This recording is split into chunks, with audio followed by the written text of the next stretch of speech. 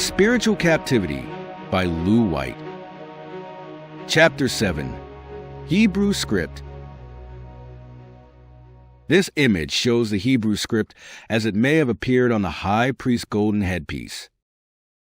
Read from right to left, it reads, Set apart to Yahuah. In the Hebrew tongue, Kodesh el Yahuah. Yahuah's name. Mashilim, meaning Proverbs, chapter 30, verse 4 reads, Who has gone up to the Shah, Mayim, heavens, and come down? Who has gathered the wind in his fists? Who has bound the Mayim, waters, in a robe? Who established all the ends of the earth? What is his name, and what is his son's name, if you know it? The answer is Yahuah and Yahusha, and he is one. Psalm 138 verse 2 reads, I bow myself toward your Kodesh equal, and give thanks to your name, for your kindness and for your truth, for you have made great your word, your name above all. Is the name of Yahuah important? With that question in mind, consider Psalm 79 verses 6 to 7. It reads, Pour out your wrath on the nations that have not known you, and on reigns that have not called on your name. For they have devoured Jacob and laid waste his pasture. How will they hear unless someone is sent to speak it?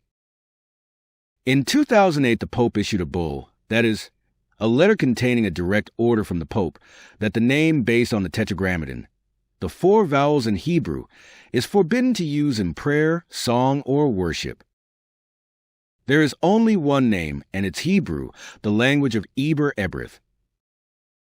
Yahusha spoke Ebrith Hebrew.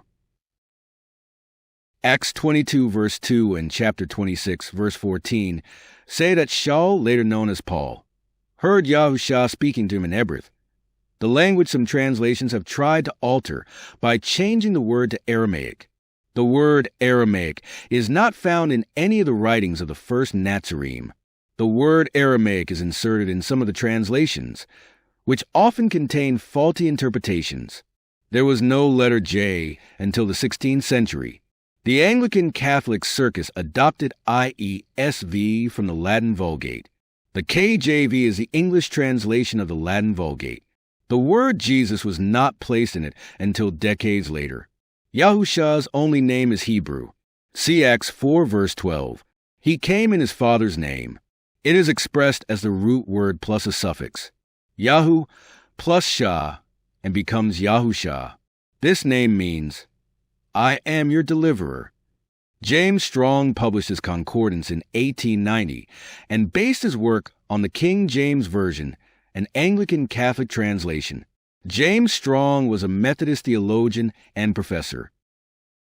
First edition authorized version, King James Version, showing IESV. Yahuah's commands. Shemut, meaning Exodus, chapter 20, and it reads, And Elohim spoke all these words, saying, 2. I am Yahuah your Elohim, who brought you out of the land of Mitzrayim, Egypt, out of the house of slavery. 3. You have no other mighty ones, gods, and or lords against my face before me. For you do not make for yourself a carved image statue or any likeness, paintings, statues, or stained glass images of that which is in the Shamayim, heavens above, or which is in the Eretz, earth beneath, or which is in the Mayim, waters under the Eretz. 5. You do not bow down to them nor serve them. For I, Yahuah your Elohim, am a jealous owl, visiting the crookedness of the fathers on the children to the 3rd and 4th generations, of those who hate me. 6. But showing kindness to thousands, to those who love me and keep my commands. 7. You do not cast the name of Yahuah your Elohim to ruin. 8. Remember the Shabbat day, to set it apart. 9. 6 Yomim, days you labor, and shall do all your work. 10. But the 7th Yom day is a Shabbat of Yahuah your Elohim. You do not do any work. You, nor your son, nor your daughter, nor your male servant, nor your female servant, nor your cattle, nor your stranger who is within your gates. 11.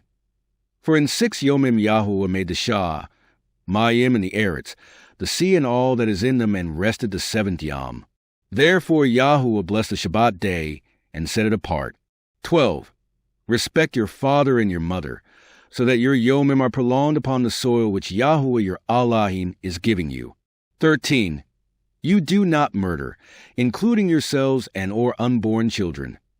14. You do not break wedlock. 15. You do not steal. 16. You do not bear false witness against your neighbor. 17. You do not covet your neighbor's house. You do not covet your neighbor's asher wife, nor his male servant, nor his female servant, nor his ox, nor his donkey, or whatever belongs to your neighbor. 18. And all the people saw the thunders and lightning flashes, the sound of the ram's horn and the mountain smoking. And the people saw it, and they trembled and stood at a distance. 19. And said to Masha Moses, You speak with us and we hear, but let not Allahim speak with us, lest we die. 20. And Masha said to the people, Do not fear, for Allahim has come to prove you, and in order that his fear be before you, so that you do not sin.